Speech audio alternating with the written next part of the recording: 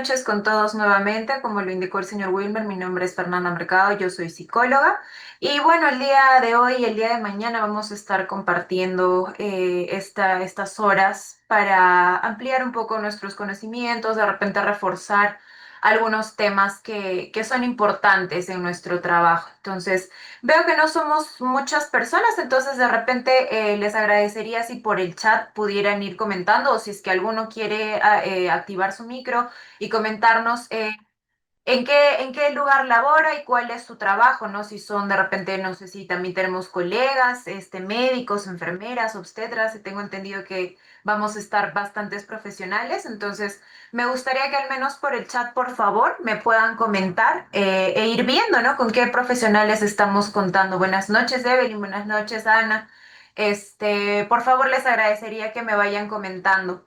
La idea de la capacitación que vamos a tener el día de hoy, particularmente con el tema de salud mental, es que no sea solo una capacitación teórica, ¿no? Que podamos participar, que podamos resolver dudas, de repente aportar también ustedes con sus conocimientos desde la práctica. Entonces, les agradecería, por favor, que tengamos una participación activa, ¿no? No quiero hacer esto de escoger a dedo, porque la idea es que todos podamos participar y aprovechar este espacio que se nos está brindando. Entonces, ahí por el chat me gustaría ver nuevamente si es que me pueden comentar cuáles son sus profesiones, en qué lugar laboran. Por favor, ahí los leo en el chat antes de que iniciemos. A ver, por favor, coméntenme a ver si hay si tenemos médicos, tenemos enfermeras, tenemos obstetras, trabajadores sociales, psicólogos, ¿qué profesionales tenemos? Si no veo los mensajes, a ver, Evelyn, soy enfermera del Hospital 1 de Urubamba. Muy bien, Evelyn, bienvenida, muchas gracias por tu comentario. ¿Quién más? A ver, ¿quiénes más tenemos? ¿A quiénes más tenemos? Yo ahí en los participantes veo que somos varios, entonces me gustaría ver quiénes somos. A ver, por ejemplo, Ana Ojeda, Candice, Evelyn, Jacqueline, Magda. A ver, Ana nos dice, soy personal técnico en enfermería y trabajo en el área de emergencia. Perfecto, muchas gracias, bienvenida, Ana. ¿Quiénes más? ¿Quiénes más tenemos? A Magda, María de los Ángeles, Marta, Pedro, Sandra, Vilma. Por favor, les agradecería nos comenten. Bueno, ahí me lo van comentando en el chat. Les voy a explicar un poco de cómo va a ser la distribución de lo que vamos a trabajar el día de hoy. Tenemos bastantes temas que trabajar, entonces vamos a tratar de ser efectivos con el tiempo, con el manejo. Sin embargo, yo igual voy a estar atenta a los mensajes. Si es que alguien quiere participar, tienen dudas, preguntas, con todo gusto, por favor, ahí me avisan y podemos estar atentas a lo que me mencionen. Pero nuevamente les digo, me gustaría por favor que me comenten a qué personal más tenemos. Veo personal de enfermería, veo personal técnico. ¿Nadie más? ¿No tenemos a nadie más? A ver, nuevamente vamos a leer. Candice, Evangelina, Jacqueline, Laura, Magda, María de los Ángeles, Marta, Miriam, Pedro, Sandra, Vilma. Por favor, les agradecería que nos comenten en qué laboran, dónde laboran y cuál es su cargo. A ver. Si pudiéramos, por favor. Bueno, vamos a ir poco a poco ahí leyendo también los mensajes. Vamos a iniciar. Voy a presentar. Por favor, les agradecería si me confirman si es que logran ver mi pantalla. ¿Me permiten unos minutos? ¿Ahí logran ver? Alguien dígame, por favor, al menos una reacción. Siento que estoy hablando sola. Sí se ve, señorita, la pantalla, sí se ve. Perfecto, muchas gracias. Entonces vamos a iniciar con este tema que es, como lo mencionábamos anteriormente, salud mental. ¿Ya? Y vamos a iniciar. Salud mental y personalidad normal. Quiero que me digan qué conocen ustedes por salud mental. ¿Algún concepto? Algo, a ver, acá tenemos también, muchas gracias, Candice, que dice que es técnica en enfermería. del Hospital Nacional en Neonatología. Sandra es personal también técnico en enfermería del hospital. Perfecto, muchísimas gracias. Así vamos comentando. Por favor, ahora les voy a agradecer que me comenten qué conocemos por salud mental. ¿Qué es para ustedes la salud mental? ¿Tenemos algún conocimiento? Si no lo sabemos, también es válido. No podemos decir, no, yo no conozco, no estoy al tanto de repente de este tema, no me he inmiscuido mucho en este tema.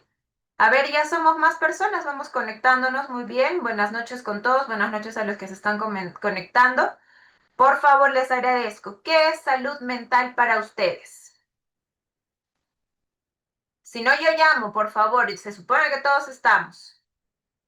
No queremos que nos conectemos, nomás prendemos la capacitación y me voy a otro lado. A ver, ¿qué es salud mental? Buenas noches, Laura. Nos dice que es licenciada en enfermería del Centro Médico Machu Picchu, desde Machu Picchu. Muy bien, buenas noches, Laura. A ver, ¿qué es salud mental? Vamos a empezar. En esta parte sí les voy a pedir que por favor me apoyen leyendo, ¿ok? Para que no tenga que hablar todo yo sola.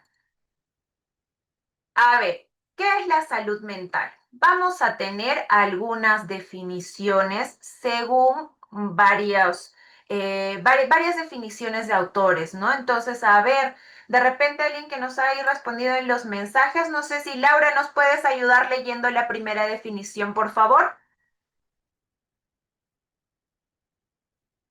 Laura, o por ahí Sandra, que también nos ha escrito en los mensajes, por favor. ¿Cuál es tu nombre? Laura, Laura, por favor, ¿nos ayudas leyendo la primera definición? ¿Qué es la salud mental según la OMS?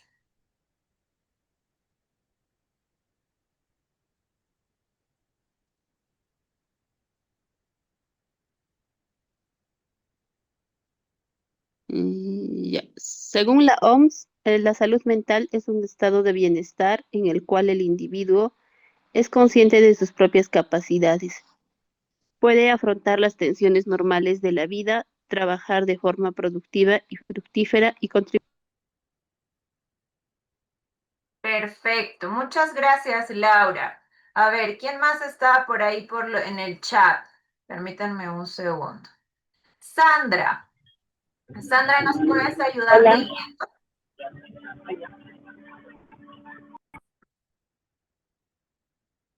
Sandra. A ver, Jacqueline nos dice que la salud mental es el estado mental psicológico de una persona. Perfecto. Jacqueline, ¿nos puedes ayudar leyendo la segunda definición, por favor? hola, buenas noches. ¿Yo puedo leer la segunda parte? Claro que sí. Hola, ¿me escuchan? Sí, sí, te escuchamos. Aló, Te escuchamos, te escuchamos. Luz Marina, ¿cierto?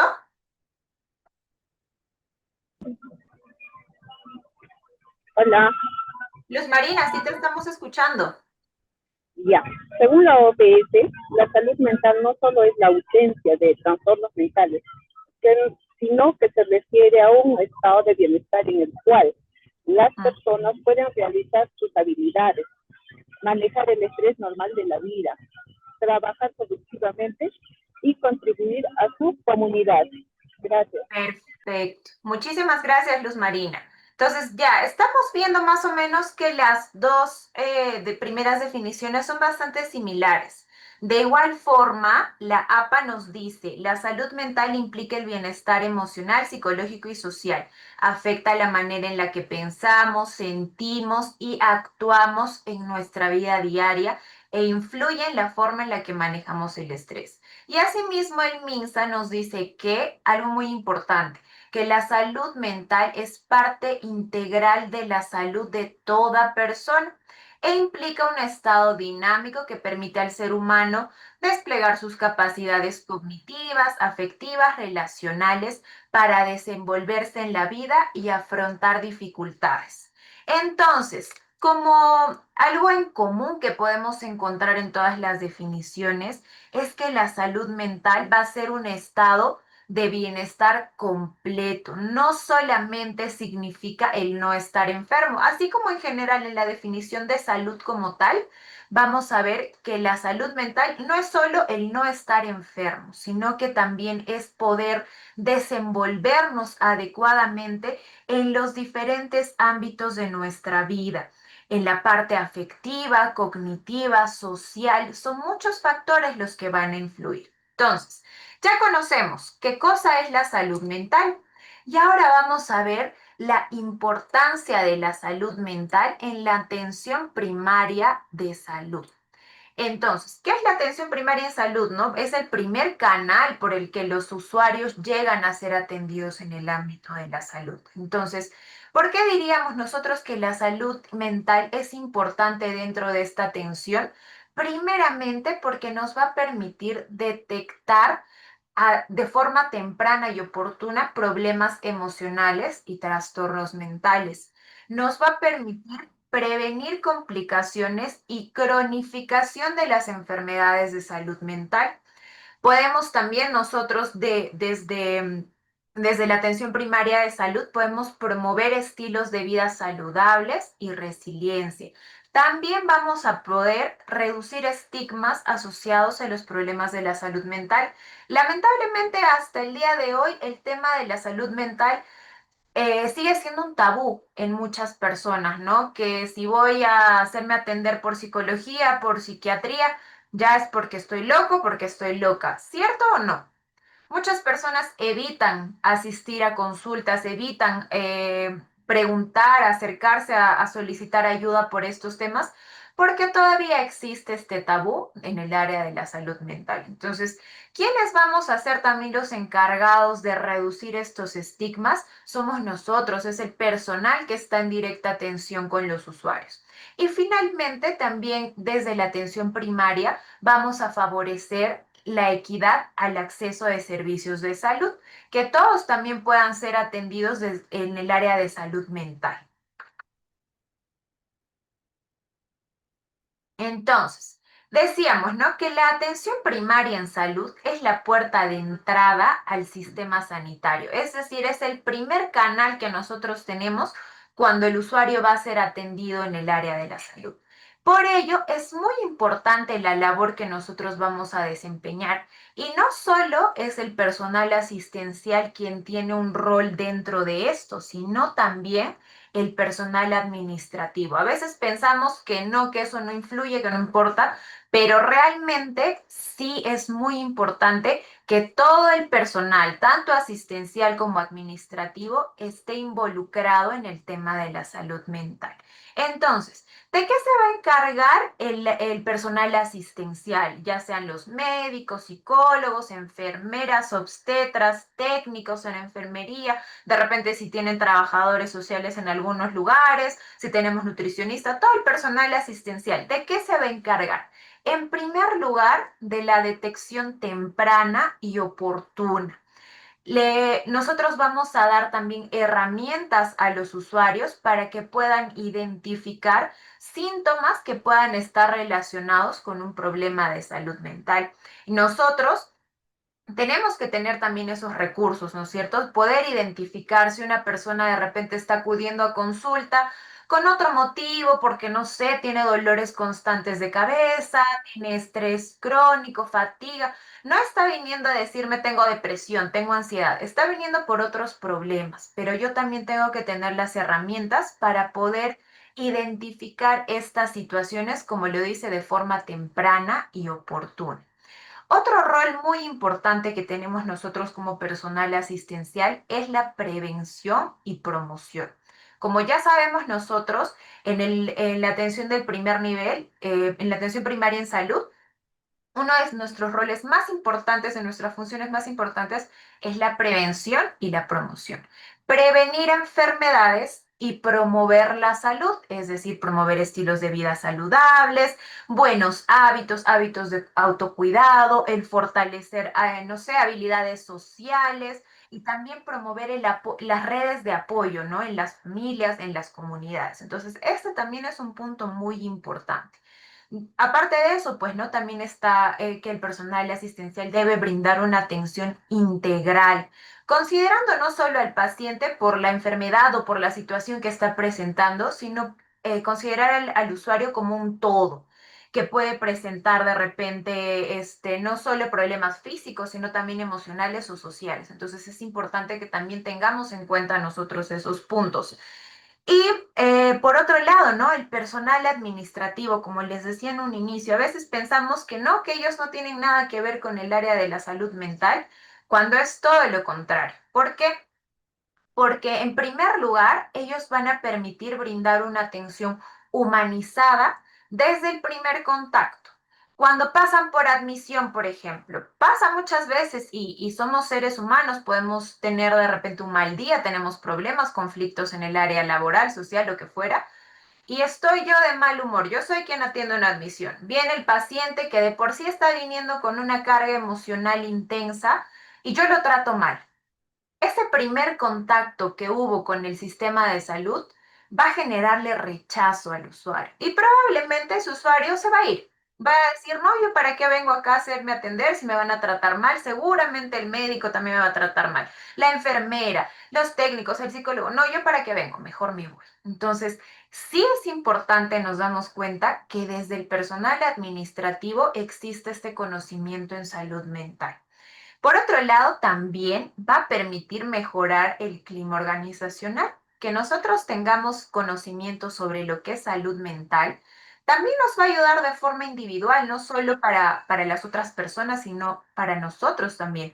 Porque si yo conozco este tema, voy a tener una mejor relación también con mis colegas de trabajo, con mis compañeros de trabajo, y eso se va a reflejar en mi desempeño. Y finalmente, ¿en qué nos va a aportar? ¿En cuál es un rol muy importante del personal administrativo dentro de la salud mental? El cumplimiento de políticas nacionales. Muchas veces ellos pueden ayudarnos, ¿no? A fortalecer la implementación de los programas que nosotros tenemos o hacer este canal, este nexo con otras organizaciones, con otras instituciones para cumplir este objetivo que es mejorar la salud mental. A ver si tenemos dudas, preguntas hasta ahí, me lo pueden hacer saber también por los mensajes, yo estoy ahí atenta. Después de ello vamos a ver los determinantes de la salud mental. ¿Qué cosas son los determinantes de la salud mental? Son los factores que influyen en la salud mental. Estos pueden influir de forma positiva, pero también pueden influir de forma negativa. Y es importante que nosotros los conozcamos porque esto nos va a ayudar a poder identificar de forma más sencilla ¿qué situaciones están causando afectación en la salud de nuestros usuarios? En primer lugar, vamos a tener los factores individuales. Dentro de estos tenemos los biológicos, los psicológicos y los hábitos de vida. En los biológicos tenemos, ¿no? De repente alguna predisposición genética, alguno de nuestros familiares ha tenido enfermedades y por ende tenemos esta predisposición o un paciente que ya viene con enfermedades crónicas, que es algo que creo que ustedes ven con mucha frecuencia, pacientes con diabetes, hipertensión, cáncer, etcétera. Entonces, esto también es un determinante para la salud mental.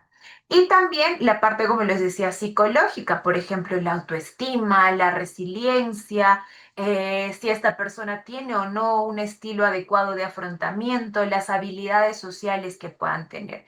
Y los hábitos, que también es algo muy importante y que en la atención en primaria de salud tenemos que hacer hincapié en eso, los hábitos. Si el paciente consume alcohol, consume drogas, si tiene una calidad adecuada de sueño, si se está alimentando bien y si hace incluso actividad física. Entonces, esto también es algo que va a influir en la salud mental, ya sea, como les digo, de forma positiva o de forma negativa.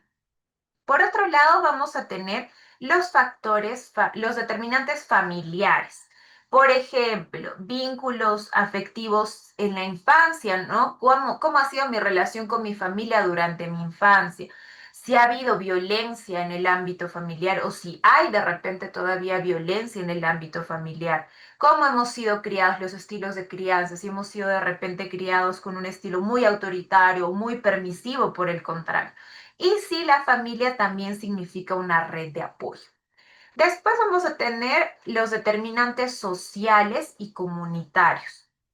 ¿A qué nos referimos con esto? Por ejemplo, el nivel educativo, las oportunidades de aprendizaje que tienen los usuarios, las relaciones interpersonales, las condiciones en las que vive incluso, ¿no? Si tiene acceso a los servicios básicos. Y también vamos a considerar dentro de esto su cultura y sus creencias sobre la salud mental.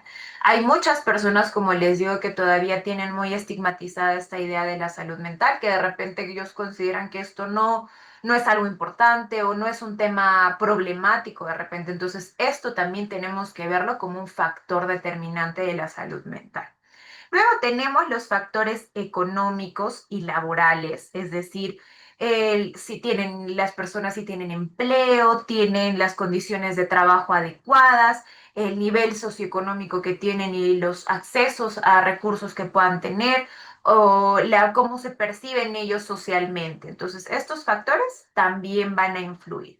Los determinantes ambientales, es decir, si están expuestos a situaciones de, por ejemplo, de actualmente, ¿no? Como lo que estamos viviendo, una situación de inseguridad a nivel nacional, esto también es un factor que puede afectar nuestra salud mental.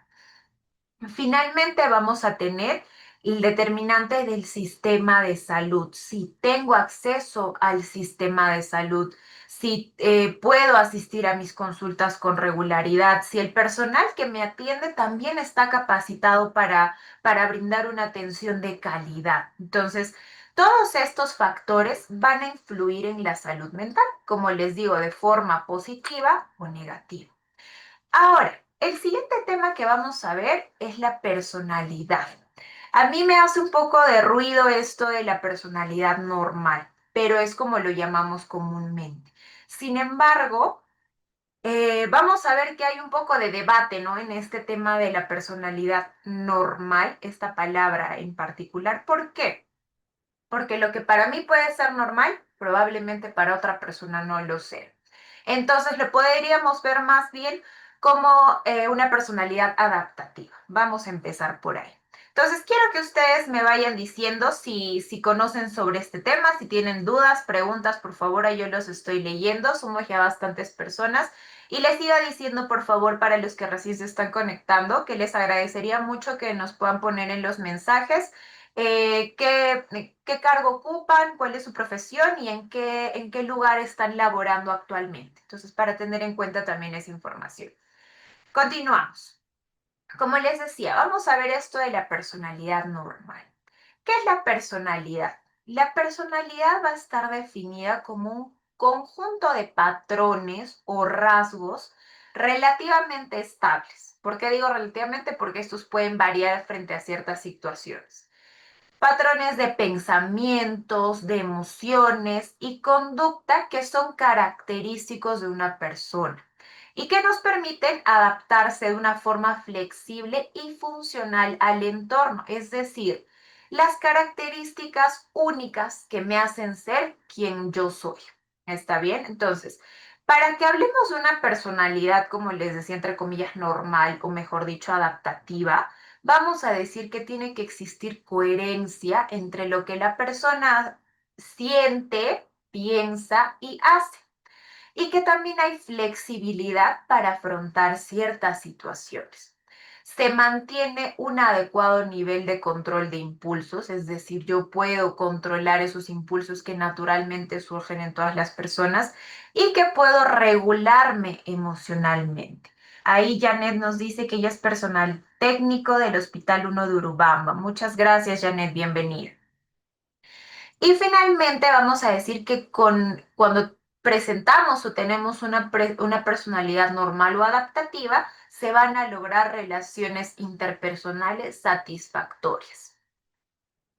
A ver, cuando estos rasgos, a ver, Marcela dice, buenas noches, técnico en enfermería del Hospital Nacional Adolfo Guevara. Muy bien, muchas gracias. Bienvenida, Marisela, perdón. Continuamos. Los rasgos problemáticos. Cuando estos rasgos de la personalidad, como les decía, la personalidad está conformada por ciertas características que vamos a denominar las rasgos. Cuando estos rasgos se pueden volver problemáticos. cuando existe rigidez en primer lugar. ¿A qué me refiero con lo de rigidez? Que yo no puedo amoldarme a una situación diferente, que siempre tengo que mantenerme dentro de mis patrones muy fijos en todas las actividades que yo realizo. Y si cambio, si hay una variación, me genera mucho malestar y también genera malestar a mi entorno. Entonces, este rasgo no me permite adaptarme a distintas situaciones. También vamos a hablar de un rasgo problemático cuando la intensidad es excesiva, es decir, este rasgo se va a presentar en un rango extremo, ya incontrolable, y ahí hablamos de esto de la normalidad, ¿no? Que escapa de lo que nosotros como sociedad consideramos normal. Después también va a considerarse problemático cuando presentamos un deterioro funcional, es decir, que afecta negativamente, ya sea a mi trabajo, a mis estudios, a mi vida social, a mi vida familiar. Por ejemplo, si yo tengo dificultad, perdón, de desconfianza excesiva en mi familia. Puede ser normal el sentir desconfianza en algún momento, pero si esta desconfianza ya es excesiva, va a generarme un deterioro. Después también, cuando es problemático, cuando vamos a presentar malestar subjetivo, es decir, me causa a mí malestar, yo me siento triste, sufro o incluso también a las personas que me rodean. Y finalmente, cuando es persistente en el tiempo, es decir, que este patrón no se está presentando únicamente en un momento, sino que no es transitorio ni es causado por una situación en específico, sino es algo que se mantiene a lo largo del tiempo, que puede tener su inicio en la adolescencia o en la adultez temprana. ¿Está bien? A ver, Julie nos dice, buenas noches, soy Julie, soy técnica de enfermería en el hospital, en el área de emergencia. Muy bien, Julie, muchas gracias, buenas noches. A ver, continuamos. Luego, aquí les he querido poner un cuadrito para que ustedes logren entender de una forma más práctica, más didáctica, cómo es esto de los rasgos de personalidad cuando son normales o adaptativos y cuando ya estamos viendo una manifestación problemática o patológica. Entonces, por ejemplo, el orden. El orden, a simple vista, podríamos pensar que es un rasgo normal, adecuado, que nos sirve. Entonces, ¿cómo sería una manifestación adaptativa cuando una persona mantiene sus cosas organizadas, cumple plazos y se siente cómodo o cómoda con sus rutinas? Pero cuando ya esto va a pasar a ser una manifestación problemática o patológica, cuando hay una rigidez extrema, necesidad de control. Por ejemplo, yo puse mi agua en este lugar, me la movieron 2 centímetros, esto ya detona enojo en mí y puedo perder excesivo tiempo revisando detalles, ¿no? En que si está bien hecho, no está bien hecho, lo dejé como estaba, no lo dejé como estaba. Entonces, ahí ya vemos que no es adaptativo, es problemático porque más que algo positivo me va a traer algo negativo. La autoconfianza como rasgo de personalidad. La manifestación adaptativa sería una persona que es confiada en sí misma, ¿no? Que expresa sus opiniones de forma segura, toma decisiones y es capaz de manejar retos. Eso es algo positivo, normal, que nos puede ayudar. Sin embargo, cuando se vuelve en algo problemático, cuando ya esta autoconfianza se vuelve en arrogancia, en falta de empatía y esta necesidad que de repente todos me estén admirando constantemente. Después, la independencia. Igual, podríamos decir, ¿no? Que la independencia puede ser un rasgo muy positivo porque me ayuda a tomar decisiones, a manejar bien la soledad, a hacer mis actividades sin ayuda de otras personas cuando sea necesario. Pero cuando esto se vuelve problemático, igualmente, cuando se evitan vínculos afectivos, ya también ya no quiero involucrarme con nadie, me vuelvo frío emocionalmente, me empiezo a aislar socialmente. Ahí ya se vuelve un rasgo problemático. Y finalmente, como otro rasgo, podemos ver la desconfianza y la precaución. Es normal que una persona evalúe con cuidado antes de confiar. Yo de buenas a primeras no voy a confiar en cualquier persona que conozco porque me tengo que cuidar, ¿no? Entonces protejo mi privacidad, me cuido de esta manera. Sin embargo, ya se vuelve problemático cuando, por ejemplo, sospecho infundadamente de alguien, es decir, sin ningún fundamento. Porque me miró mal, seguramente ya me odia, me quiere hacer daño, quiere provocarme algo, me está persiguiendo. Ya esto no es adaptativo, ¿no es cierto? Entonces, pensar que todo el mundo tiene intenciones maliciosas y no, esto obviamente me va a dificultar mantener relaciones sociales. No voy a poder socializar porque estoy pensando que todo el mundo me quiere causar daño. Entonces, ahí ya no es un rasgo adaptativo. ¿Todo claro hasta ahí? ¿Tenemos dudas? ¿Tenemos preguntas? ¿No? A ver, ¿hemos entendido todo o no me han entendido nada por el contrario? Pónganme aunque sea un like en los chats si han podido comprender el tema o si es que hay alguna duda hasta este momento. Dudas, comentarios, todo es bienvenido. ¿Todo claro entonces?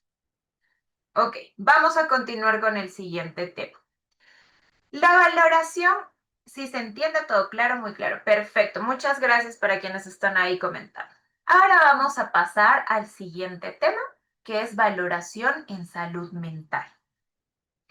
¿Qué entendemos nosotros por valoración en salud mental? ¿Qué es para ustedes la valoración en salud mental? ¿Es importante? ¿No es importante? ¿Sirve? ¿No sirve? ¿Lo hacemos? ¿No lo hacemos? ¿O por gusto lo hacemos? De repente hay alguien que me dice, no, yo, Fernanda, no entiendo para qué hacemos esto, no me sirve, yo pienso que no me sirve. ¿Qué entendemos por valoración en salud mental? A ver. Somos más personas. A ver, estamos Antonella, Julie, Ana, Beatriz, Candice, Evangelina, Evelyn, Fernando, Aide, Indira, Yane, Jacqueline, Luz Marina, Magda, María de los Ángeles, Marisela, Maruja, Matilde, Meryl, Miluska, Rocío, Rosana, Sandra, Verónica, Vilma, Walter y Janet. ¿Qué entendemos por valoración en salud mental? Janet nos dice, el estado de estrés podría ser. Ajá, el estrés es algo que vamos a valorar en salud mental. ¿Qué más? ¿Qué entendemos por valoración en salud mental? ¿Alguien más? ¿Alguien más? Si no sabemos, también es válido. No podemos decir, no, no conozco qué es esto, tengo dudas, tengo una pregunta. Es válido. A ver, la valoración en salud mental. ¿Qué es? La valoración en salud mental en el primer nivel de atención.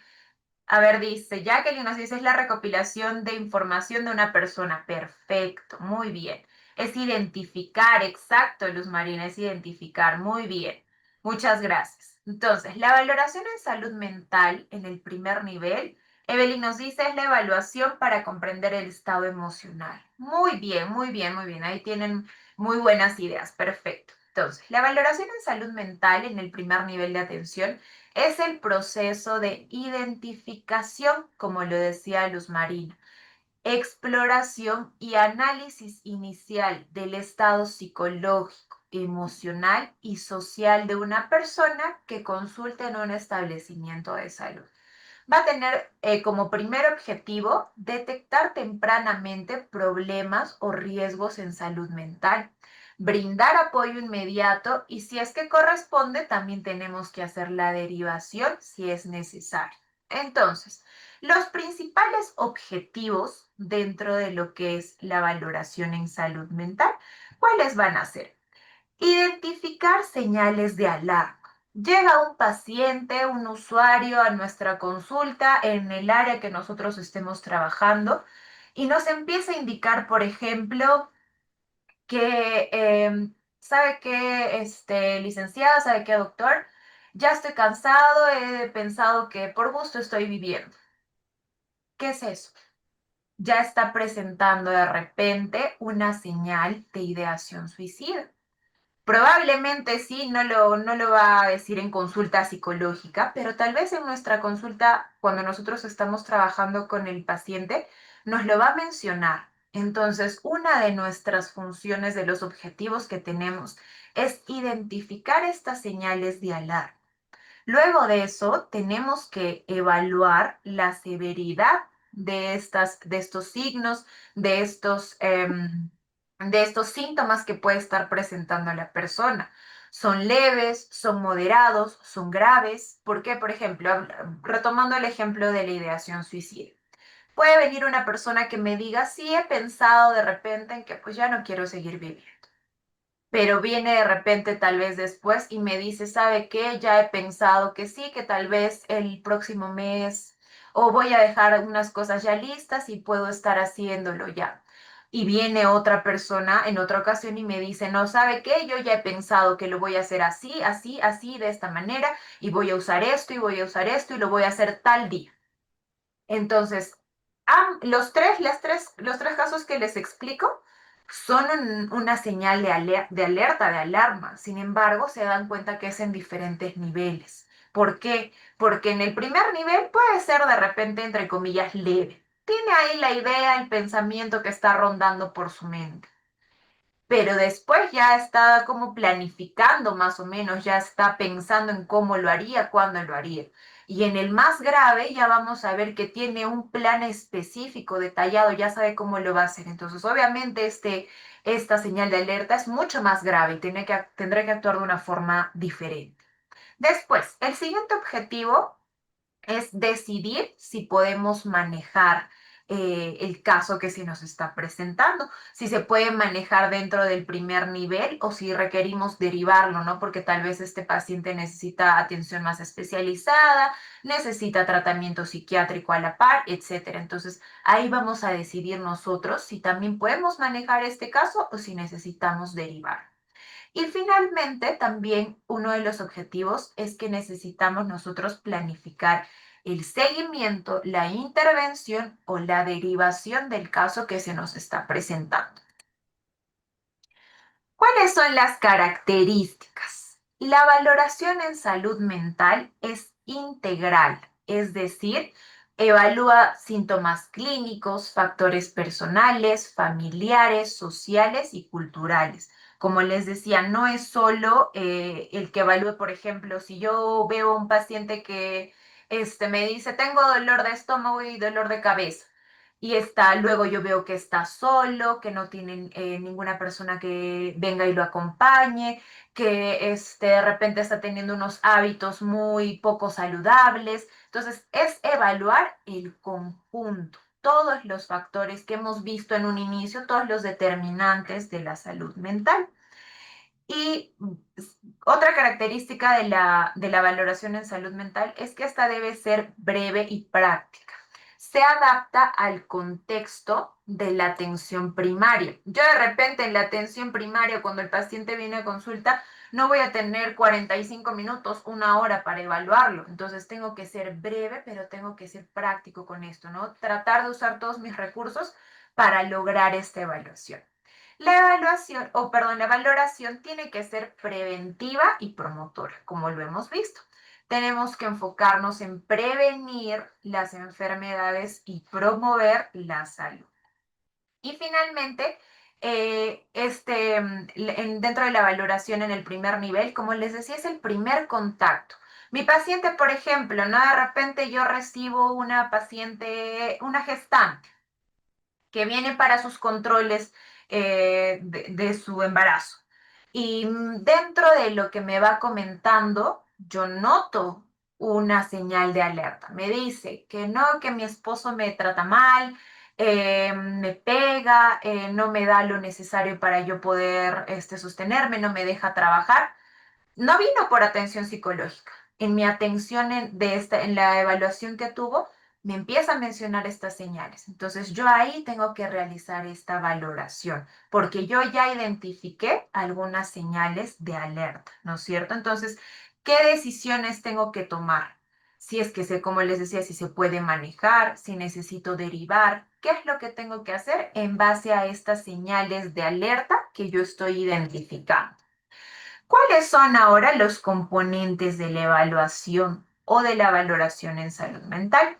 Primero, vamos a tener la entrevista clínica. Esta puede ser estructurada o semiestructurada. tenemos que tener dentro de la entrevista, tenemos que tener en cuenta los síntomas que está presentando en este momento, si tiene de repente historia psicológica o psiquiátrica previa, si tiene factores de riesgo, si tiene apoyo social y también algo muy importante a considerar dentro de esto es si es que presenta tal vez algún consumo de sustancia o uso de sustancias. Después, tenemos que usar escalas o instrumentos, porque sí, nosotros podemos identificar algunas señales de alerta, pero también necesitamos de un instrumento que respalde esta evaluación que yo estoy haciendo. Entonces, más adelante lo vamos a ver cuáles son las que se usan, pero por lo general se puede usar el instrumento denominado PHQ9, que es para identificar, por ejemplo, señales de depresión. También podemos usar instrumentos para detectar señales de ansiedad u otros instrumentos, ¿no? Para ver también si hay consumo, si hay deterioro cognitivo, dependiendo de los factores de riesgo de las señales de alerta que yo esté identificando. Después también un punto muy importante va a ser la observación del comportamiento no verbal. ¿Qué es el comportamiento no verbal? El cómo actúo, mi postura, las cosas que yo no digo, pero que comunican algo. Entonces, puedo identificar yo ahí si es que hace contacto visual, cómo está su lenguaje corporal, si está muy agitado, muy acelerado, si por el contrario tiene un nivel de lentitud, o si por ejemplo llega mi paciente y está desorientado, eso también es una señal no verbal, ¿no es cierto? Entonces, tenemos que identificar también estos puntos. Y finalmente, como les decía, tenemos que evaluar el riesgo. Vamos a evaluar tres tipos de riesgo. Principalmente, si hay riesgo hacia sí mismo, es decir, que pueda atentar de alguna forma contra su vida, contra su integridad. Si hay riesgo hacia otras personas, ¿no? Si de repente, por el contrario, me empieza a decir la persona que tiene muchos deseos de lastimar a alguien, de golpear a alguien, también es un riesgo. Y finalmente, si hay riesgo, por ejemplo, de abandono, de negligencia o de violencia familiar. Esos son los tres riesgos que nosotros tenemos que identificar. ¿Qué nos va a permitir la valoración en salud mental? En primer lugar, nos va a permitir, como les decía, promover la salud mental. Teniendo en cuenta de repente algunas señales de riesgo, señales de alerta, yo puedo diseñar un plan para promover alguna habilidad en específico. Por ejemplo, yo empiezo a notar que de repente mis pacientes vienen y no se están alimentando bien, no tienen un sueño adecuado, no hacen ejercicio. Entonces, ¿qué puedo hacer yo? Promover los hábitos de vida saludables. Empiezo a hacer charlas, psicoeducación, etcétera, para promover esta habilidad en ellos. Después también nos va a permitir detectar precozmente. Por ejemplo, llega a consulta un paciente que ya me empieza a decir y yo empiezo a notar que están presentando síntomas clínicos de depresión. Entonces, si yo lo noto en un inicio, es más fácil el manejo que yo voy a tener de esta patología a cuando esto ya está muy avanzado o incluso se ha vuelto crónico en el tiempo. Entonces, nos va a permitir detectar precozmente y justo lo que les decía, evitar la cronificación, hacer que estas patologías que se pueden presentar no se vuelvan crónicas en el tiempo y por ende más difíciles de manejar. Dentro de la valoración en salud mental, vamos a tener en cuenta algunos puntos muy importantes. En primer lugar, este debe tener un enfoque comunitario y un modelo de atención integral. Es decir, ¿a qué nos referimos con atención integral? A que, como les decía, no solo evalúa síntomas clínicos, sino también todos los factores que pueden estar influyendo en la salud mental de la persona, como la familia, el factor social, el factor cultural, etc. El enfoque de derechos humanos, dignidad, interculturalidad y no discriminación. Cuando nosotros realizamos la valoración en salud mental, también tenemos que tener en cuenta todos estos enfoques. ¿Por qué? Porque todas las personas que van a acudir a valoración o van a acudir a consulta en los centros de salud, en las IPRES, no precisamente van a tener las mismas condiciones, no van a pertenecer a la misma cultura ni al mismo clase socioeconómica, pero eso no significa que nosotros tengamos que dar un trato diferenciado. Después, otro punto importante es la identificación, como les decía, de factores de riesgo y de vulnerabilidad. Si yo ya tengo una persona que está presentando algunos síntomas de depresión y aparte de eso me empieza a comentar que no tiene familia, que no tiene amigos, que no está trabajando, ya son otros factores más que van a volver a esta persona aún más vulnerable. Entonces, eso es algo que yo también lo tengo que considerar. La valoración clínica básica, los síntomas que presenta, como les decía, la evaluación psicosocial, todo lo que puede estar alrededor de esta problemática. También tenemos que tener en cuenta que tenemos que tener la capacidad resolutiva y de derivación. Tenemos que identificar también si disponemos de los recursos para poder atender a esta persona y si disponemos del personal capacitado para poder atender a este usuario que viene a consulta. También otro punto importante es que tenemos que darle continuidad al tratamiento del paciente, darle seguimiento. No basta con que yo, por ejemplo, ya lo derivé y me olvidé de ese paciente. No, sino también tengo que darle seguimiento. ¿Se está atendiendo? ¿No se está atendiendo? ¿Está asistiendo a sus consultas o no? Etcétera. Tenemos que tener también en cuenta lo que es la interculturalidad y el respeto al contexto local. Nosotros que vivimos en Cusco sabemos que tenemos mucha gente de distintas comunidades, que por ende también viene con distintas creencias, con distintas formas de pensar. Entonces nosotros tenemos que tratar de hacer nuestras intervenciones siendo muy respetuosos con estos temas y no siendo muy impositivos. ¿Está bien? Finalmente, como les decía, tenemos que tener en cuenta la vigilancia, el monitoreo y la evaluación. Es decir, como les decía, nuevamente les repito, no es solo atender al paciente, derivarlo y listo, sino es también cómo va su progreso, evaluarlo nuevamente, monitorear que este paciente esté asistiendo a sus consultas, etc. Ahora, a ver. Antes de empezar con esto, ustedes saben que en eSalud existen varias guías prácticas para que ustedes también puedan tener una guía más clara de lo que es la valoración en salud mental. Les voy a presentar una, permítanme un momento.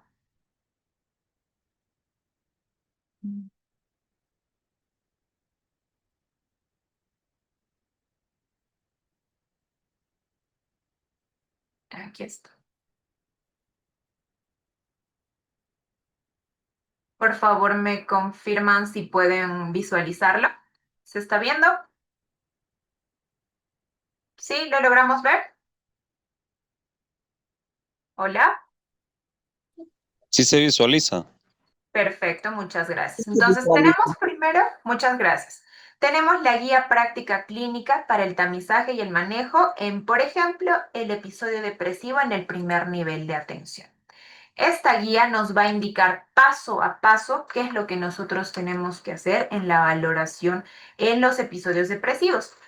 Justo aquí lo muestra. Primero, nos va a indicar aquí la prevención de episodios depresivos. ¿Cómo vamos a prevenir nosotros los episodios depresivos? Nos indica que en la población adulta del primer nivel se sugiere brindar intervenciones para prevenir. ¿Y qué intervenciones? De tipo psicológica y educativa, como por ejemplo charlas, por ejemplo desarrollando la inteligencia emocional, la resolución de problemas, etcétera. Entonces, se brindan este tipo de intervenciones preventivas, psicológicas y educativas. ¿Y cómo es el tamizaje? En el tamizaje igual vamos a identificar grupos prioritarios que acuden a consulta en el primer nivel. Y se recomienda realizar el tamizaje en estos grupos prioritarios. Los grupos prioritarios son adultos mayores, pacientes con enfermedades crónicas y mujeres en periodo de periparto.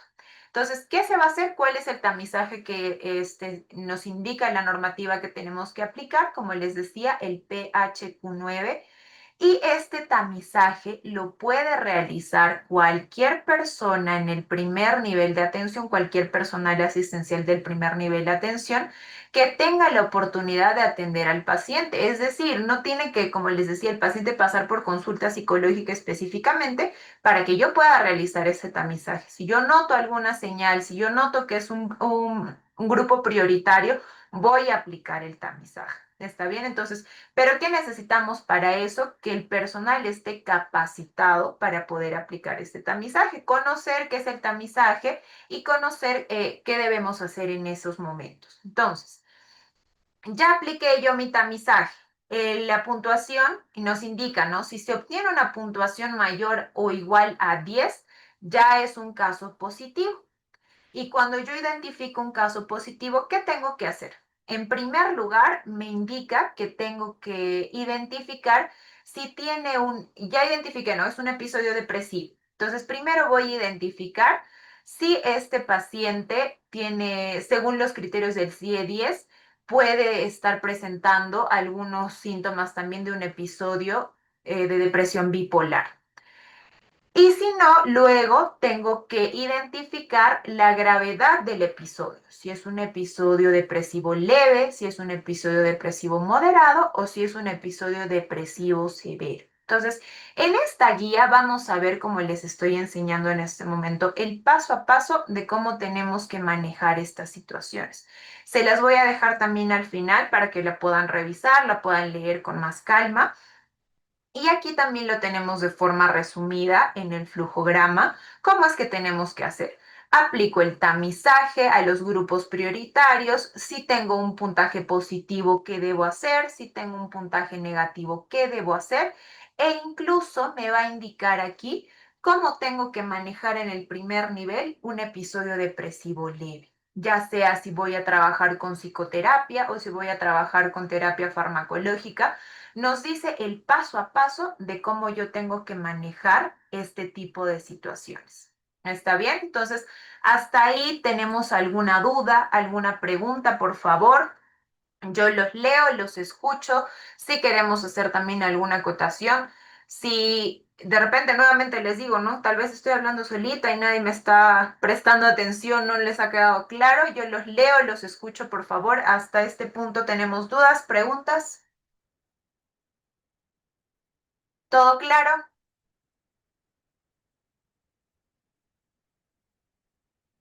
A ver, los leo, los escucho. Muchas gracias, Janet, todo claro. Dudas, preguntas, comentarios, por favor.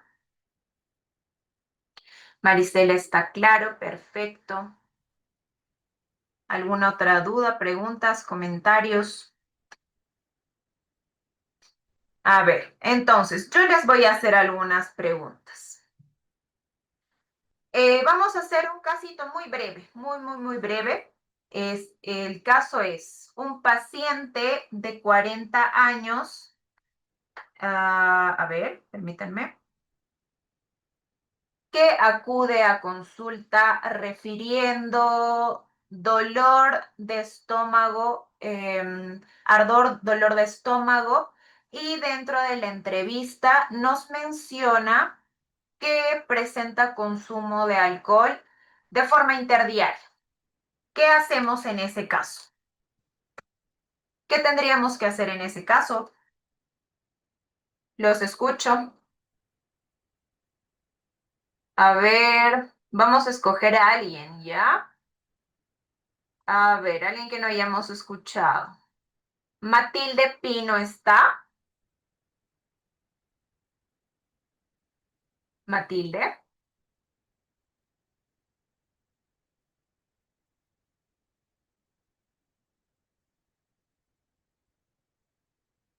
Matilde.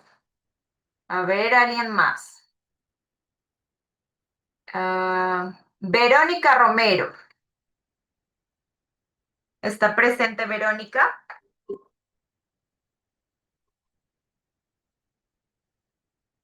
Verónica. Creo que no estamos, no me están escuchando. Sí se me escucha, ¿cierto? A ver, Janet dice, si tiene cita para medicina, también darle interconsulta a psicología. Perfecto. ¿Qué más podemos hacer? ¿Qué más hacemos en este caso? A ver, otra persona. Vamos a llamar a otra persona. Indira. ¿Está Indira?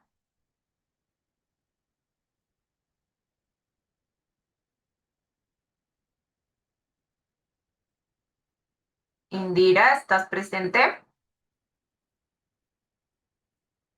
Marisela dice, pienso que el médico determina. Marisela, ¿qué cargo nos decías que tienes tú? A ver, Marisela. Ah, Marisela eres técnico. Pero, por ejemplo, Marisela, tú estás atendiendo al paciente por alguna otra condición y te empieza a comentar esto, ¿no? Que este paciente consume alcohol de forma interdiaria. ¿Qué harías tú desde tu posición? ¿Qué podrías hacer?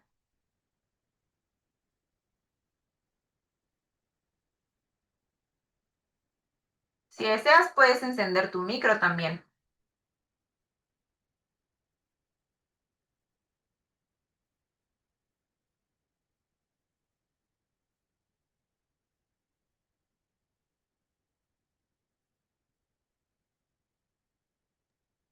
A Si el ver, paciente buenas noches, si el buenas noches. paciente indica de que es una persona, es un consumidor de, o sea, un alcohólico, ¿no? Ujú. En ese caso, el médico, el que está evaluando al paciente tiene que indagar, ¿no? Detalladamente si el paciente realmente es consumidor o sea, diario consume, interdiario consume. Entonces, en ese caso, el paciente va a requerir la atención del psiquiatra, ¿no? Para que él pueda determinar qué función, si el paciente si tiene que hospitalizarse para ser tratado de este vicio que tiene, ¿no? Esa sería mi opinión.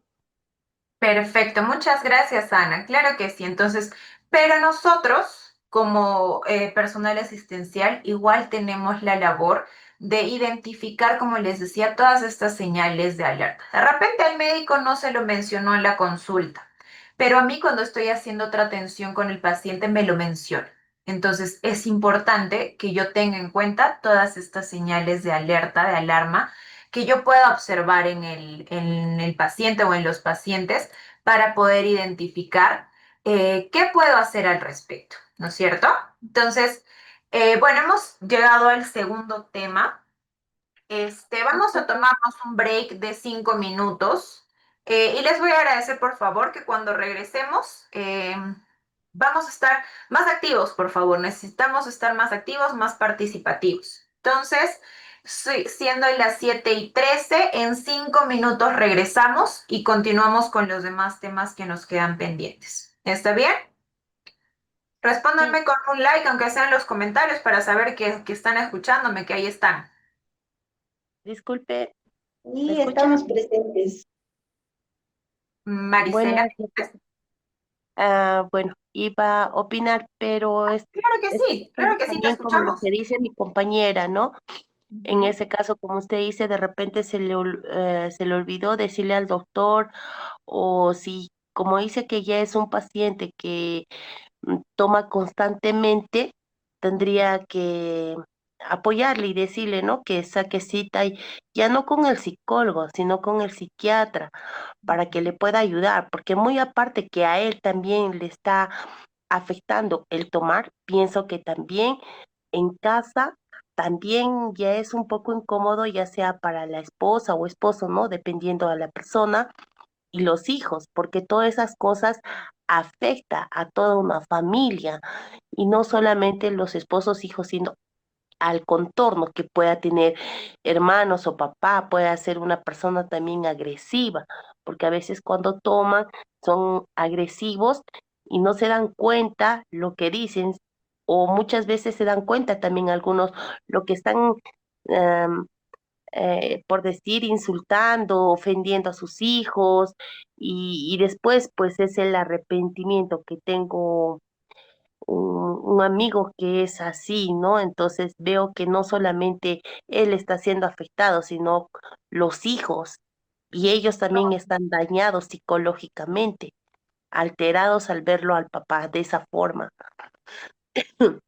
Exacto, Marisela. Muchísimas gracias por tu participación y tienes toda la razón. Como lo comentaba, cuando nosotros vemos este tipo de casos, tenemos que hacer una evaluación integral. Ya no es solo enfocarnos en los síntomas que refiere el paciente o en la situación específica que está ocurriendo, sino también entender todo lo demás que conlleva esto, ¿no? Todo el nivel de afectación que puede estar presentando a nivel social, familiar, laboral, etcétera. Entonces, muchísimas gracias por tu participación. Ahora sí, yo creo que a las 7:20 regresamos, por favor. También Evelyn dice, también preguntar desde cuándo está tomando y por qué. Perfecto, muy bien, Evelyn. Entonces nos damos un break de 5 minutitos y regresamos. Les voy a pedir nuevamente que vayamos a tomar alguito, vamos al baño, nos estiramos y regresamos con más pilas para continuar con la capacitación. Muchísimas gracias, regresamos en 5 minutos. Ahora les voy a enviar, por favor, un link por el chat y es un caso que vamos a resolver. Acabo de enviarles el link. Van a ingresar a este link y van a poder visualizar el caso que vamos a trabajar. El caso es bien sencillo, de todas maneras se los voy a leer. El caso dice, paciente Rosa de 28 años, ella es técnica en enfermería y acude a consulta por cefaleas recurrentes desde hace 4 meses, ha acudido varias veces a medicina general. Pero sus exámenes son normales. Refiere cansancio constante, duerme mal, ha perdido peso, dice sentirse triste casi todo el día, llora fácilmente, siente que nada tiene sentido y ha tenido pensamientos de que su familia estaría mejor sin ella, aunque asegura que no lo haría por sus hijos. Vive con su pareja y sus hijos pequeños y tiene poco apoyo familiar. Como observación, dice que ella luce agotada y hace poco contacto visual. De este caso vamos a responder dos preguntitas bien sencillas. La primera pregunta es, ¿qué señales de alerta hay en este caso? Y la segunda pregunta es, ¿qué pasos debería seguir en su atención? Entonces, en el link, como les digo que les acabo de enviar, ustedes pueden visualizar el caso y pueden responder a las dos preguntas. Por favor, le pediría a alguien que me confirme si pueden visualizar correctamente el link, por favor, si pueden ingresar sin ningún problema.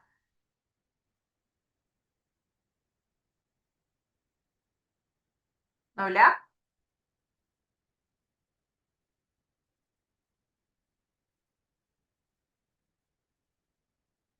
Sí, sí, se le escuchó. Justo estábamos ya entrando ahí para poder llenar. Ok, entonces vamos a tomarnos 10 minutos, por favor, para responder este cuestionario. Yo voy a estar también en tiempo real revisando las respuestas que ustedes dan. Les voy a agradecer, por favor, que todos respondamos este cuestionario. Somos bastantes personas, espero tener la misma cantidad de respuestas. Entonces, en 10 minutos regresamos después de haber respondido el cuestionario, por favor.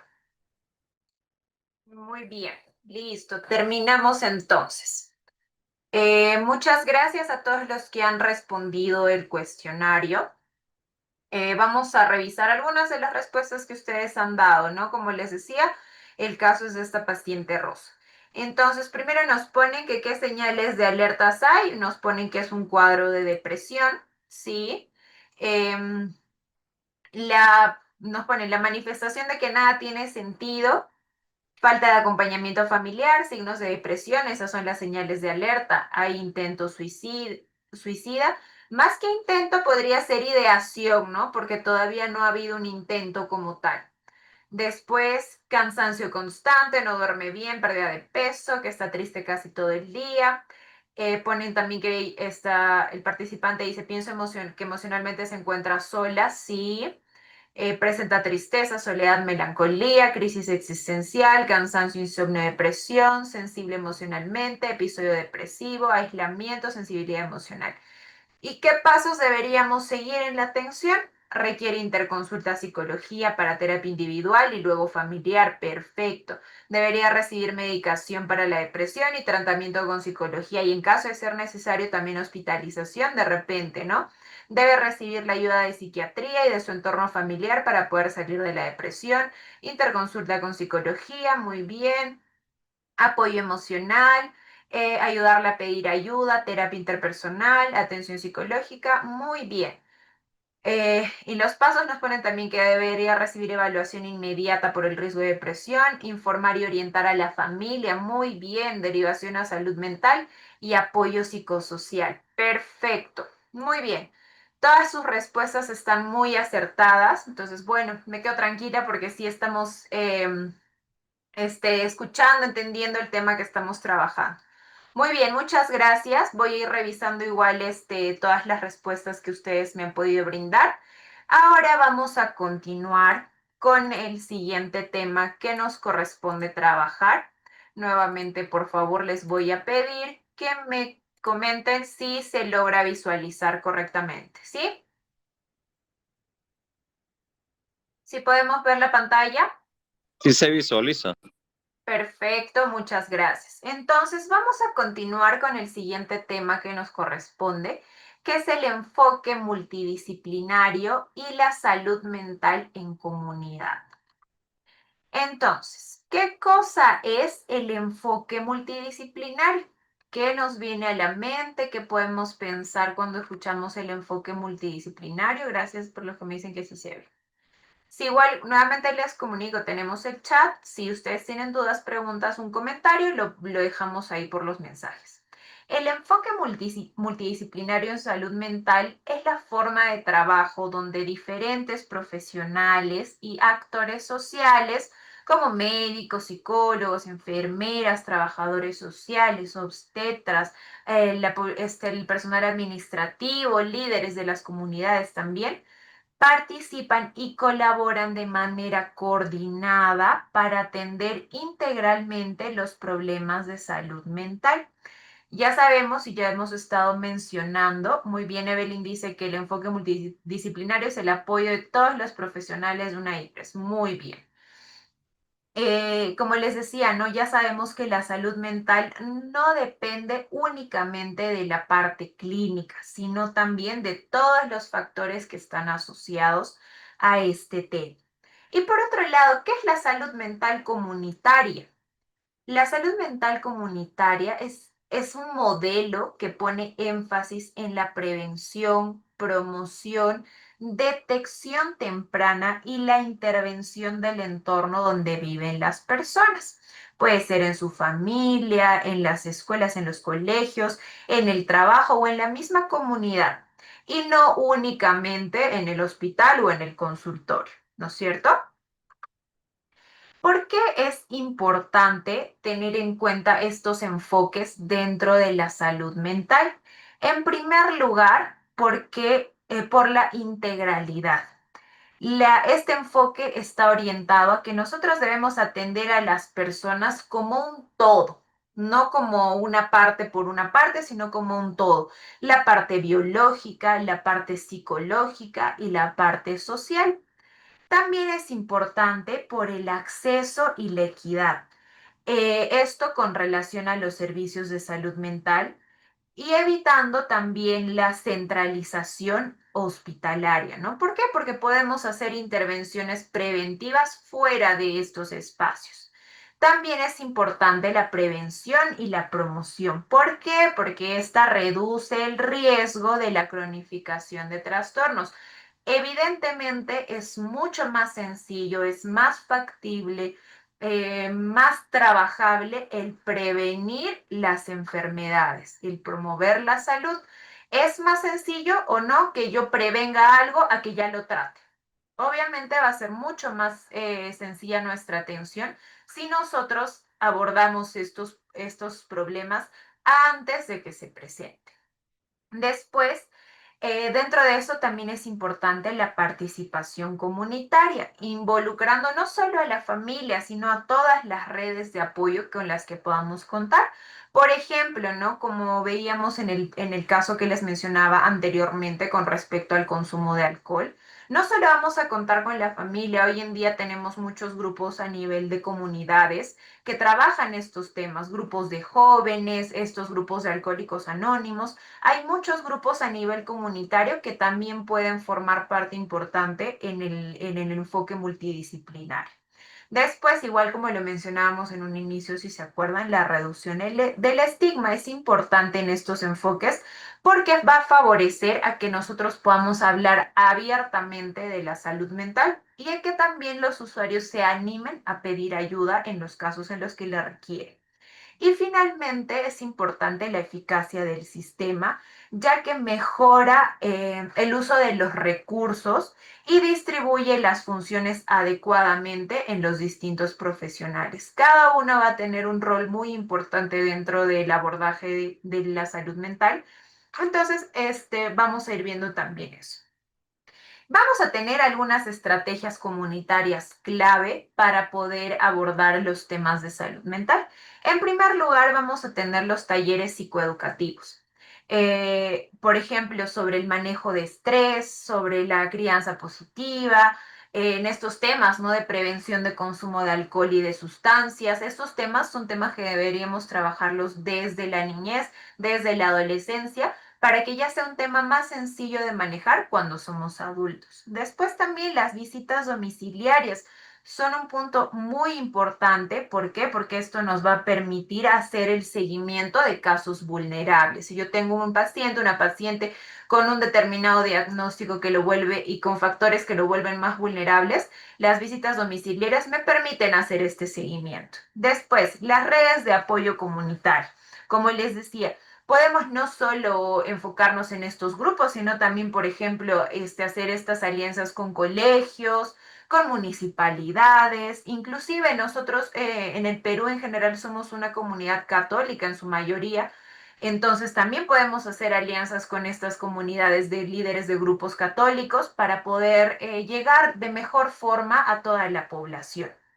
Y finalmente, realizando otras actividades de promoción, como por ejemplo ferias, campañas, actividades culturales, etcétera. Entonces, justo hablábamos de los roles que cada grupo de profesionales va a cumplir dentro de lo que es la salud mental.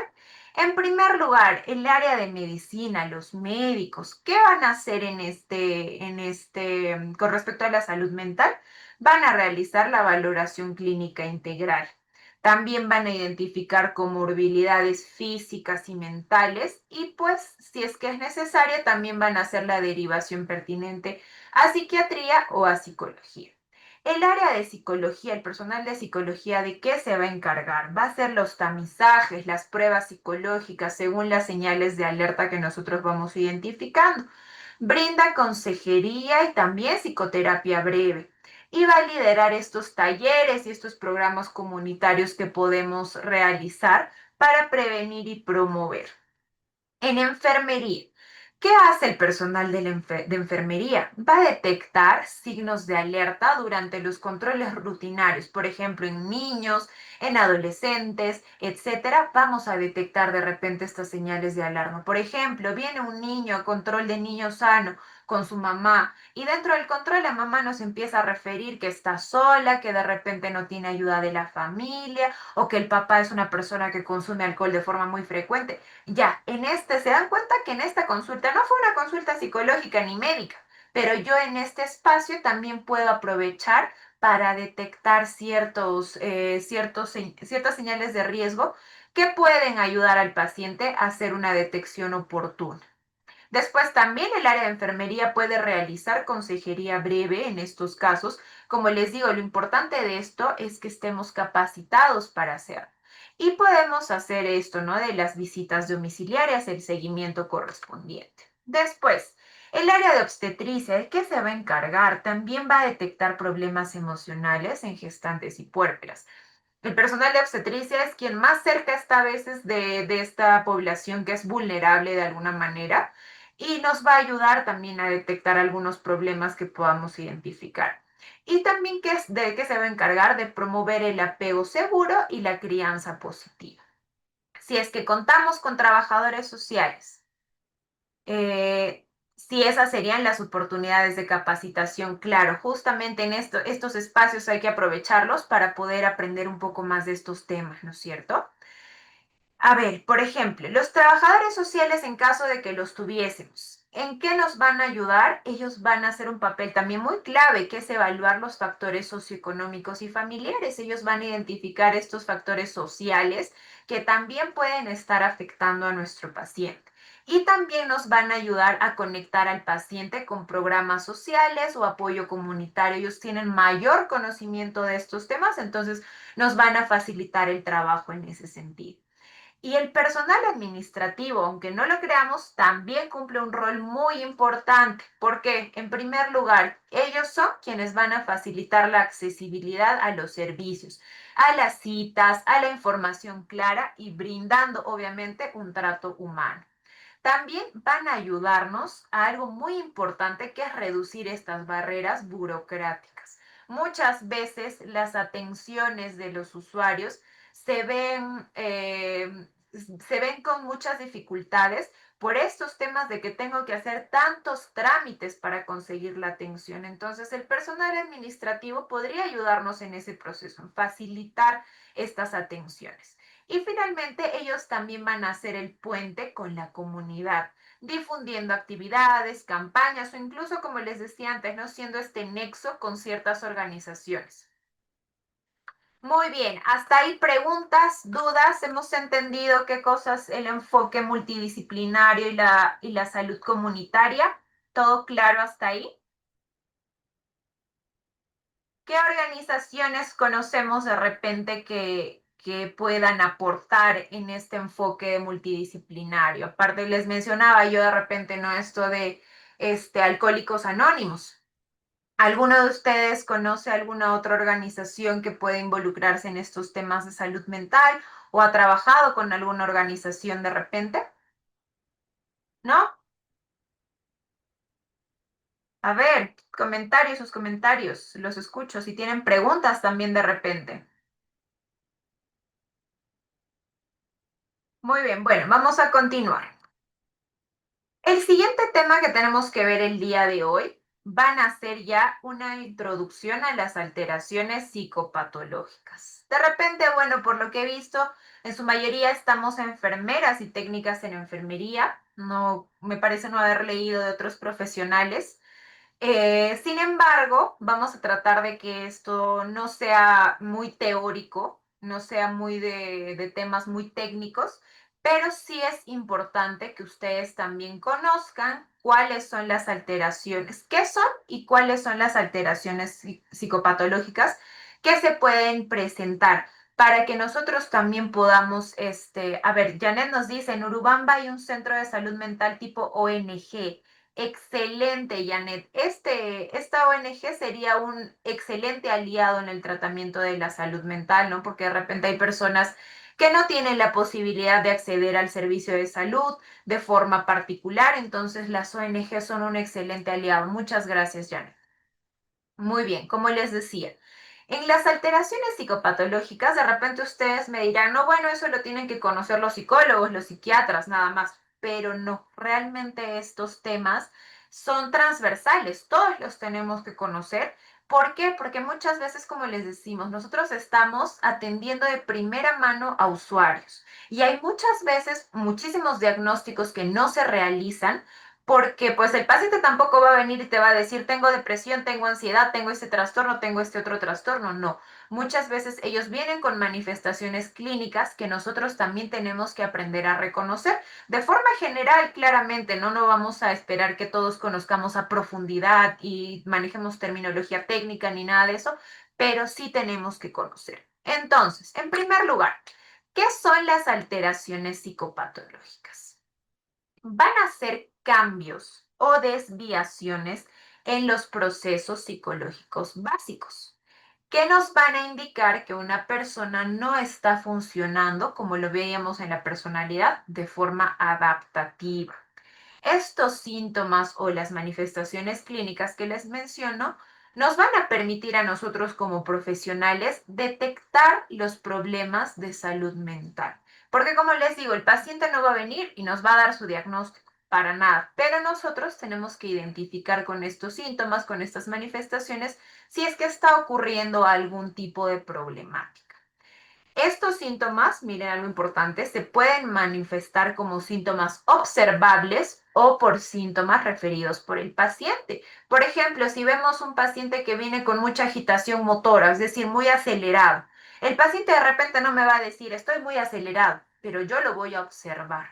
Entonces, es por eso que también nosotros tenemos que conocer un poco sobre de qué se tratan estas alteraciones psicopatológicas para poder identificarlas más fácilmente.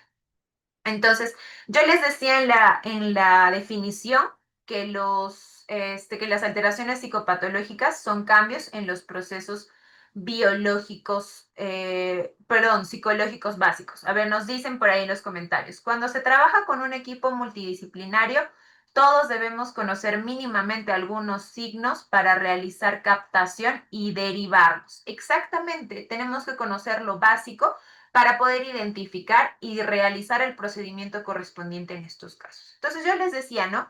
Que las alteraciones psicopatológicas van a ser estos cambios o desviaciones en los procesos psicológicos básicos. Pero ustedes me dirán, pues no, ¿y qué cosas son los procesos psicológicos básicos? Son las funciones mentales elementales, básicas, las cuales permiten al ser humano percibir, interpretar y responder al mundo interno y externo. Son la base de la vida psíquica normal y de una conducta adaptativa. Entonces, vamos a ir viendo cuáles son estos procesos, en qué consisten y en qué casos se podría estar identificando una alteración. Por ejemplo, en la conciencia.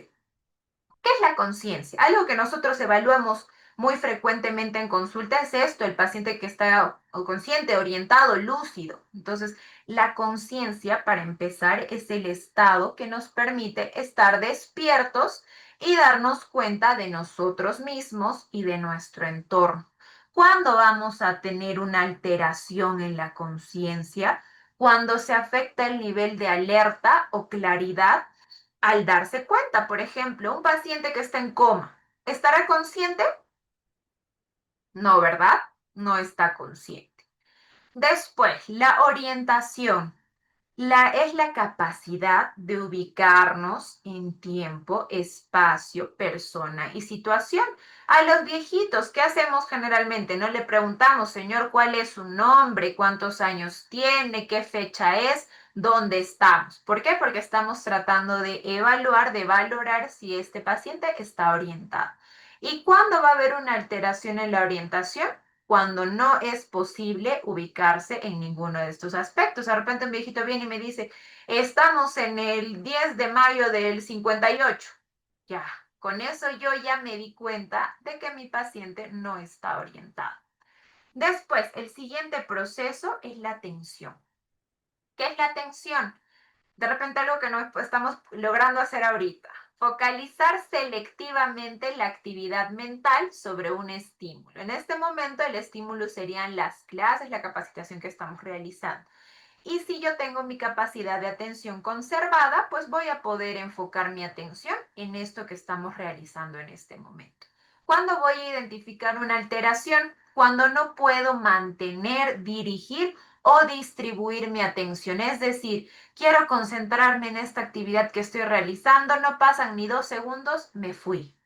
No puedo dirigir ni mantener mi atención. Después, el siguiente proceso es la memoria.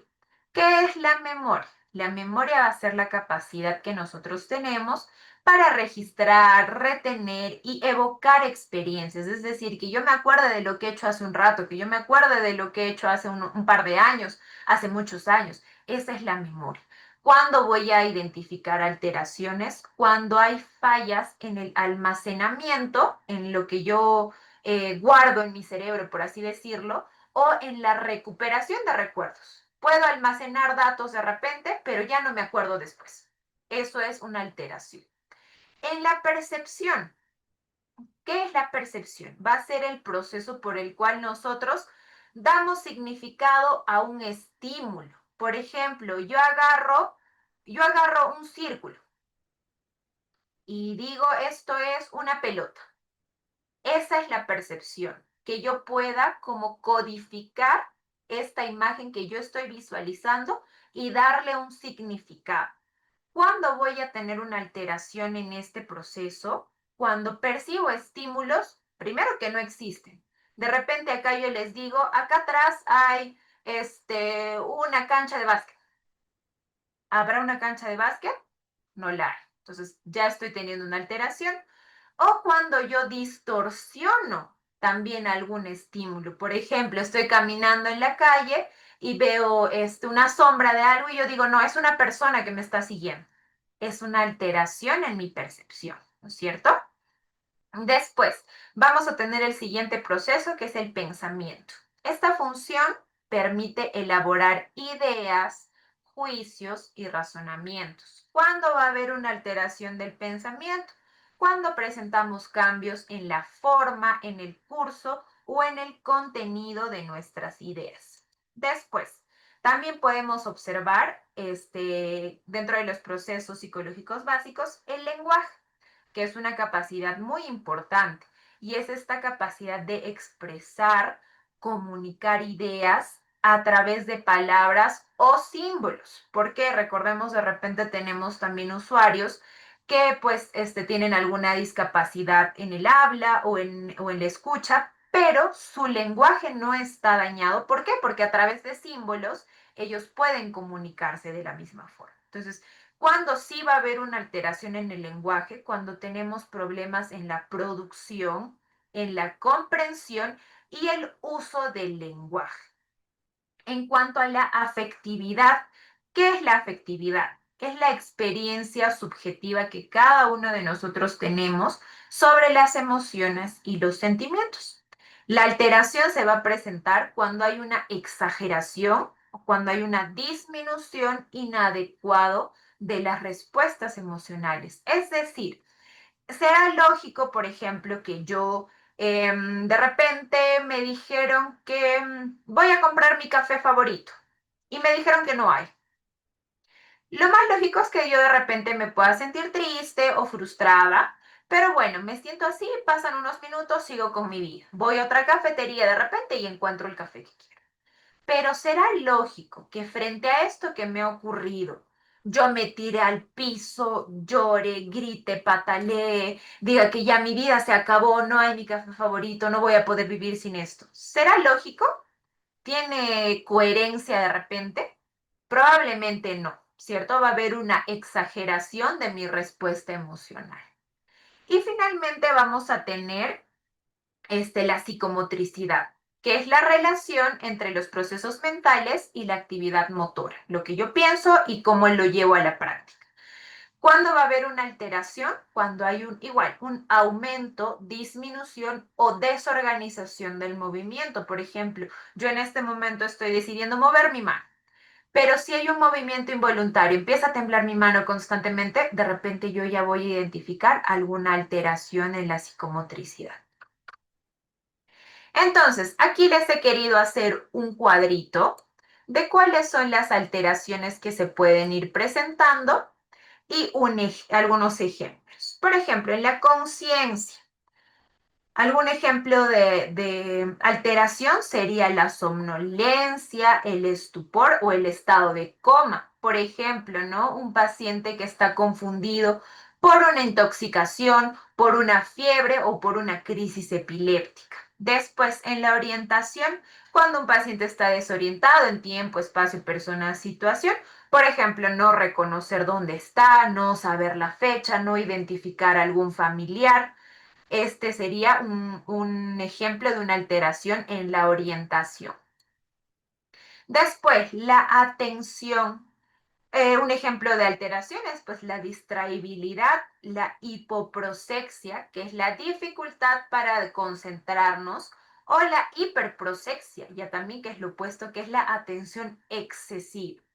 En la memoria vamos a tener alteraciones como la amnesia, la hiperemnesia, que son muchos recuerdos, o las paramnesias, que son falsos recuerdos, que yo pienso que algo ha sucedido, pero realmente no ha ocurrido de esta manera. Es una alteración en la memoria.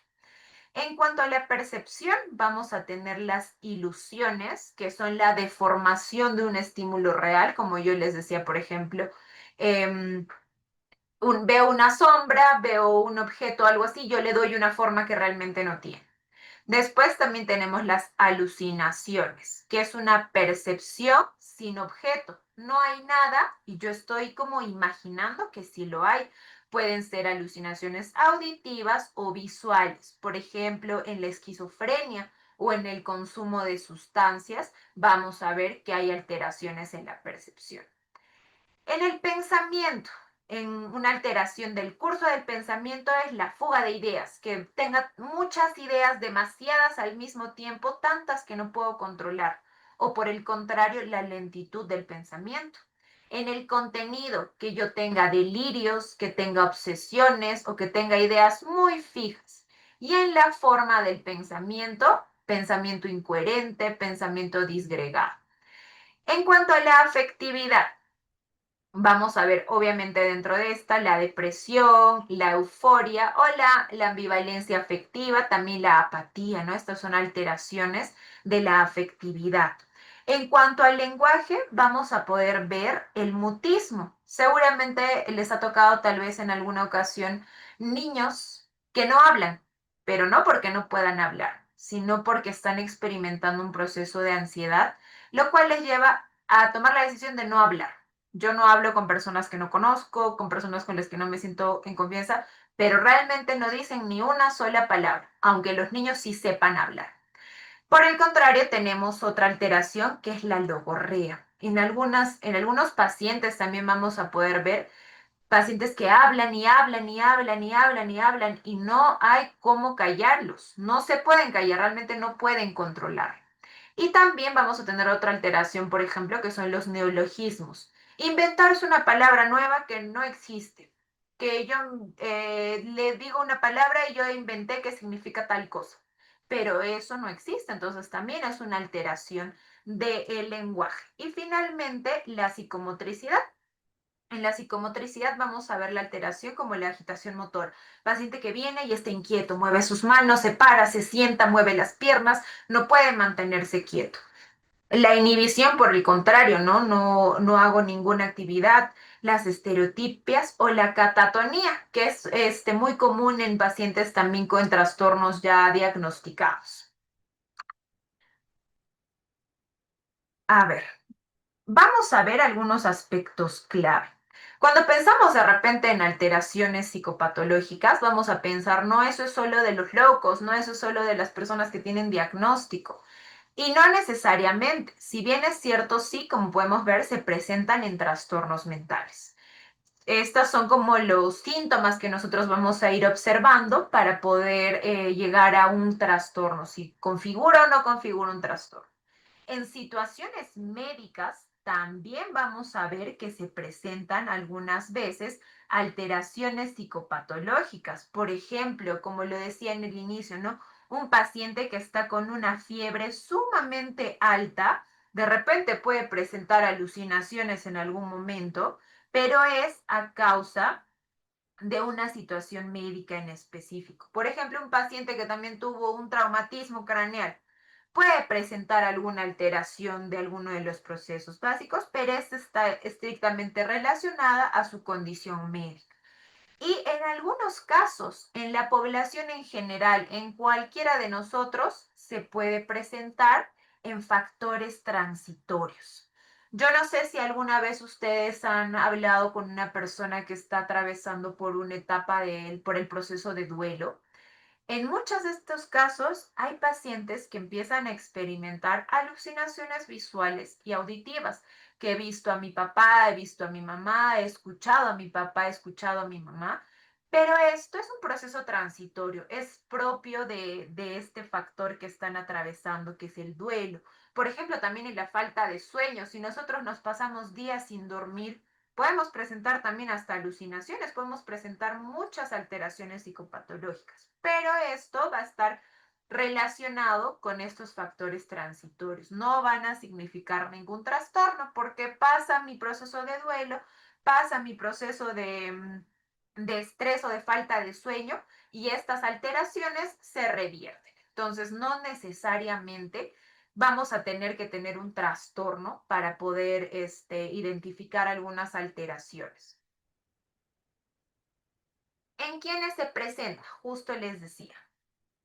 ¿Puede presentarse solo en personas con trastornos? No necesariamente. En cualquier persona se puede presentar cuando estamos teniendo, como les decía, alguna alteración transitoria de un proceso psicológico, incluso también en consumo de sustancias. Cuando los pacientes consumen sustancias, pues alucinan, tienen dificultades en la memoria, en la conciencia, en muchos aspectos. Y esto, pero está directamente relacionado con el consumo de sustancias. Y ya cuando estos se vuelven cuando estas alteraciones pasan a ser algo persistente y grave que se presenta en la vida diaria, que me está afectando en todas las esferas de mi vida, ya podemos considerar estas como una manifestación clínica de un trastorno mental. ¿Son reversibles? ¿Son tratables? Nos preguntaremos. Y sí, en la mayoría de casos, las alteraciones son reversibles si se identifican a tiempo y se aborda la causa. Por ejemplo, como les decía, la fiebre. Un paciente puede estar desorientado por la fiebre. Desaparece la fiebre, yo trato la causa de la fiebre y esa alteración no va a volver a ocurrir. Por estrés, por ejemplo, yo estoy atravesando una situación de estrés muy tensa, muy delicada. Si yo disminuyo mi estrés, mi sobrecarga emocional, probablemente las alteraciones que están relacionadas a esto, como la falta de atención, por ejemplo, van a disminuir. Sin embargo, hay otras, obviamente, que pueden ser crónicas y van a ser incluso progresivas. Es decir, que van a ir avanzando en el tiempo, como por ejemplo las alteraciones de memoria en la demencia. Estas alteraciones lamentablemente no son reversibles ni tampoco son tratables, ¿no? Porque más bien van a ir avanzando. Entonces el deterioro es inevitable en estos pacientes. Pero como les decía, sí, en la mayoría de sus casos son también tratables, con intervenciones ya sea psicológicas, la psicoterapia, psicoeducación, con intervenciones médicas cuando es necesario, el tratamiento farmacológico si es que es necesario, y también con el apoyo social, las redes de ayuda. Como les digo, siempre va a depender de la causa y de la severidad de la alteración. Finalmente, ya para terminar, vamos a hacer un breve casito. Ya hemos visto qué son las alteraciones, en qué casos se pueden presentar las alteraciones. Entonces vamos a hacer otro caso ya de una alteración. Entonces yo quiero que ustedes logren identificar de qué se trata esta alteración y qué podríamos hacer en estos casos. Nuevamente les voy a enviar el link por el chat. Permítanme un segundo. Ahí se los estoy enviando. Es un casito muy corto nuevamente. El caso es de un paciente que se llama Julio, que tiene 67 años, él está jubilado. Viene a consulta porque su familia indica que en los últimos 6 meses está más olvidadizo y está desorientado. Él dice que olvida fechas importantes, a veces se pierde en lugares que ya conoce, confunde el nombre de sus familiares y últimamente se muestra muy irritable y con dificultad para realizar actividades cotidianas, como por ejemplo cocinar, pagar sus cuentas. En la observación, en la entrevista vemos que no recuerda la fecha actual ni el lugar, pero reconoce al personal de salud.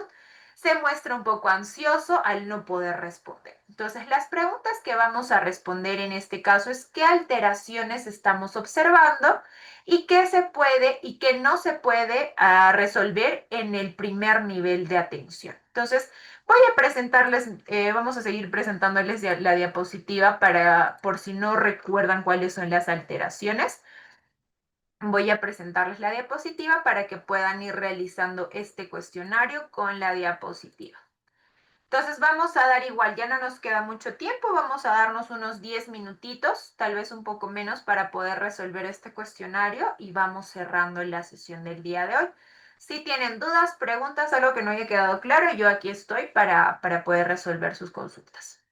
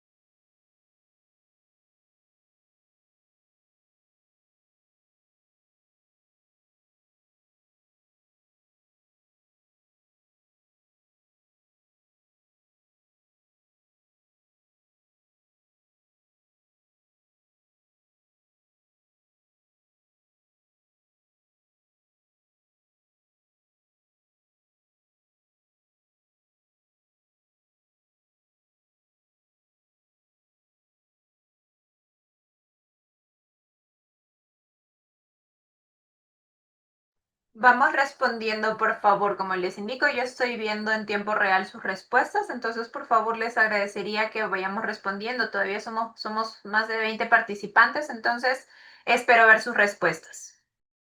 Muy bien, vamos terminando. Ya varias personas han podido responder el cuestionario. Les agradezco mucho a los que lo han hecho, lo han revisado. Entonces, la primera pregunta nos decía, ¿no? ¿Qué alteraciones hemos podido identificar dentro de lo que es este caso? ¿Qué alteraciones hemos observado? Muchos han puesto, muy bien, amnesia, perfecto, ansiedad, sí, dificultad para realizar actividades cotidianas, desorientado en tiempo y lugar, muy bien. Ansiedad, estrés, lagunas mentales, muy bien. Alteraciones en la memoria, en la conciencia, en la orientación, en la percepción y en el lenguaje. Muy bien, excelente. A la persona que ha hecho esa respuesta, muchas gracias. También vemos que es un paciente desorientado, vemos alteraciones en la orientación, memoria, atención y pensamiento también. Muy bien.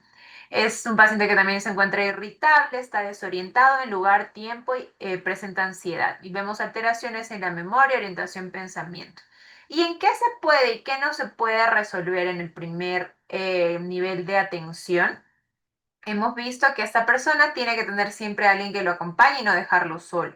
De repente eso es algo que nosotros no podemos resolver en el primer nivel de atención, ¿no? Porque no podemos asegurar que esto pueda ocurrir.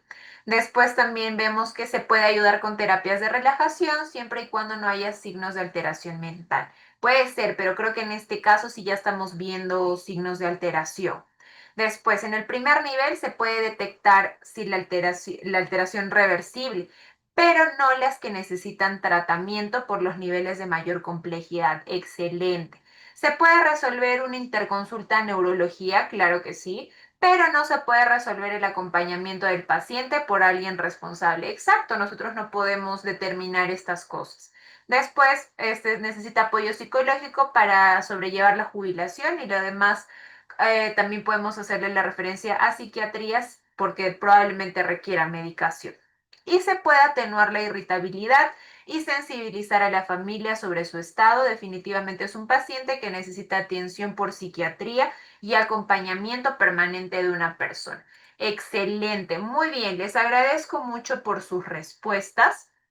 En todo caso, quisiera saber si tenemos alguna duda, alguna pregunta, porque ya vamos terminando con el tema del día de hoy. ¿Dudas, preguntas? ¿Todo claro? ¿Algún comentario? De repente alguna sugerencia también que me quieran hacer es bienvenida. No, nada. A ver, los leo por ahí por el chat, si es que tenemos algún comentario, si se ha entendido, hemos tenido un poco más de claridad en estos temas, o de repente, por el contrario, han quedado más confundidos, no lo sé, me gustaría saber ahí, leerlos en el chat. ¿Todo claro? ¿Me escuchan? ¿No me escuchan? ¿Estoy hablando sola? ¿Cómo vamos? Sí se le entiende, está claro el tema. Perfecto, muchas gracias, excelente, muchas gracias, Evelyn. Finalmente, ya para terminar, gracias, Janet. Les estoy dejando este material de apoyo, son algunas lecturas que si ustedes quieren y pueden, las pueden revisar para ampliar un poco el conocimiento en estos temas. Les estoy dejando también esta norma técnica de salud para la atención integral de la salud mental, que también es muy interesante que la puedan revisar.